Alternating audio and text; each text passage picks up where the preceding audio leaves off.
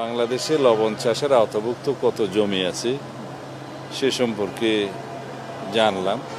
সংশ্লিষ্ট department বিসিকের chairman শিল্প মন্ত্রণালয়ের সেক্রেটারি, ফাইন্যান্স সেক্রেটারি, শিল্প এবং বাণিজ্য মন্ত্রী সহ সংশ্লিষ্ট সবাই মিলে আমরা আলাপ করেছি বাংলাদেশে কিভাবে লবণের স্বয়ংসম্পূর্ণতা অর্জন করা যায়, লবণ প্রোডাকশন উৎপাদন খরচের সাথে মিল রেখে একটা ন্যায্য মূল্য নির্ধারণ করা যায় সে বিষয়ে আমরা আলোচনা করেছি। আর বিভিন্নভাবে ইন্ডাস্ট্রিয়াল লবণ এবং বাণিজ্যিক লবণ, বিভিন্ন লবণের যে চাহিদা সেই হিসাবে যে সরকার বিভিন্ন সময় আমদানি করে সেটার যৌক্তিকতা নির্ধারণের জন্য আমরা আলোচনা করেছি।